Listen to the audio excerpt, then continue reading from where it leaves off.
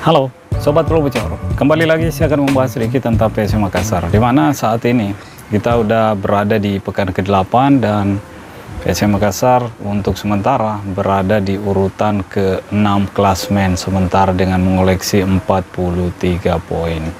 Bukan hanya itu, 43 poin PSM Makassar ini di pekan ke-8 ini ternyata udah memastikan bahwa PSM Makassar tidak akan lagi terdegradasi di musim ini, teman-teman, dengan sisa 6 pertandingan tersisa di Liga 1. Karena di posisi teratas zona degradasi yaitu PSS Semarang yang mengoleksi 25 poin tidak bisa lagi melewati poin yang dimiliki oleh PSM Makassar yaitu 43 poin. PSS Semarang saat ini mengoleksi poin yaitu 25. Jadi kalau PSS Semarang memenangkan semua pertandingan yang ada di sisa Liga 1 musim ini, yaitu 6 pertandingan, hanya mampu menyamai poin PSM Makassar karena tersisa 6. 3 kali 6 18 tambah 25 jadi 43 aja. Jadi ya udah bisa dikatakan PSM Makassar udah aman posisinya di Liga 1 dan udah dipastikan akan kembali bermain di Liga 1 musim depan. Nah, tentunya tantangan sebelum menuju ke musim depan yaitu sejauh mana PSM Makassar akan finish di musim ini, karena masih ada peluang juga untuk PSM Makassar finish di atas peringkat 6, bisa di peringkat ke-5, bisa di peringkat ke-4, mungkin di peringkat ke-3, ya masih ada kemungkinan juga, teman-teman, karena jarak-jarak poin dari ke-4 tim yang ada di atasnya ini ya tidak begitu jauh juga, termasuk Persebaya Surabaya yang ada di urutan ke-3, Dewa United yang ada di urutan ke-2, begitupun dengan Malut United dan Persija Jakarta. Jadi ya kita tinggal melihat pertandingan-pertandingan yang akan dilalui oleh PSM Makassar. Untuk pertandingan berikutnya kita tahu PSM Makassar akan menghadapi Borneo FC.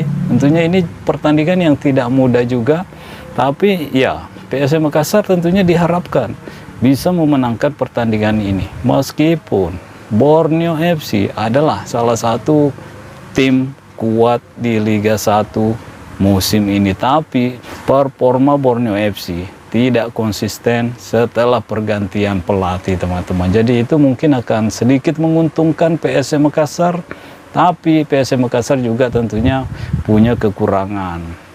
PSM Makassar dipastikan akan kehilangan beberapa pemain, termasuk Ananda Raihan yang kemarin udah kita bahas.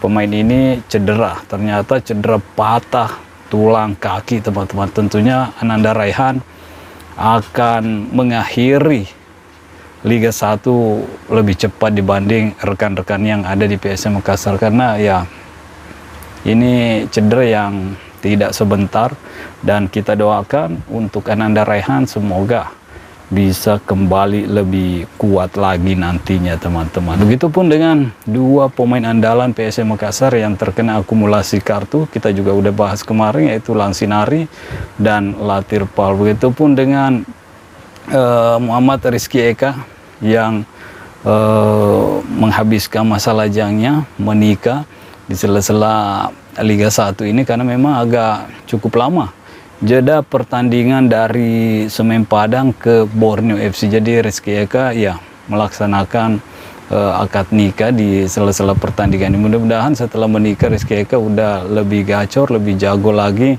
nyetak golnya, teman-teman. Dan ya, yang lebih menarik lagi tentunya yaitu kabar tentang stadion baru yang akan dibangun oleh Pak Wali Kota Makassar, yaitu Bapak Munapri Arifudin. Ini semakin gencar beritanya, teman-teman. Begitupun Pak Api juga banyak, bukan banyak sih, beberapa kali melalui akun media sosialnya ya mengungkapkan bahwa PSM Makassar juga nantinya akan segera memiliki stadion berstandar internasional. Dan berita terbarunya melalui akun media sosial Bapak Munapri Arifudin mengatakan bahwa ya pihak-pihak yang yang terkait dengan pembangunan stadion ini ya mempersiapkan desain-desainnya nanti sebelum inspektor yang akan datang meninjau lokasi dan pokoknya apa yang dibutuhkan oleh investor nanti untuk dilihat ya itu diharapkan disiapkan oleh pihak-pihak terkait menurut Pak Wali Kota Makassar, yaitu Bapak Munapri Arifudin. Jadi ya kita doakan, karena ini memang kebutuhan yang dibutuhkan oleh PSM Makassar, karena kita tahu PSM Makassar saat ini ya berkandang di Stadion Gelora B.J. Habibie. Itu pun baru beberapa pertandingan. Di musim ini PSM Makassar cukup banyak menghabiskan waktu di Stadion Batakan, di kandang Persiba Balikpapan, teman-teman, di Kalimantan.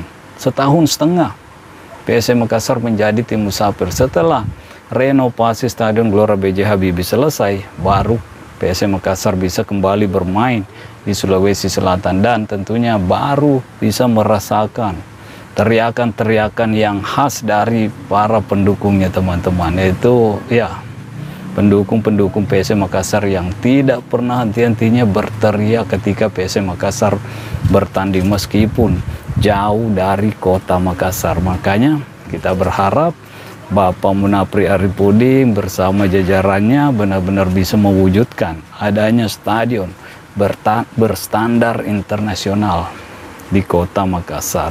Karena kita tahu di Makassar saat ini cuman banyak nama stadion, tapi tidak ada yang bisa digunakan oleh PSM Makassar sebagai kandangnya. Contohnya stadion apa, teman-teman? Stadion Berombong, apalagi nama stadion yang lain, Stadion Matuangin, Andi Matalata, Stadion Sudian juga tidak bisa digunakan oleh PSM Makassar. Mudah-mudahan stadion yang akan dibangun oleh Pemkot Sulawesi Selatan atau Pak Wali Kota Makassar ini ya benar-benar bisa terrealisasi secepatnya, teman-teman. Apalagi kalau udah ada peletakan batu pertama, nah itu udah mulai nih.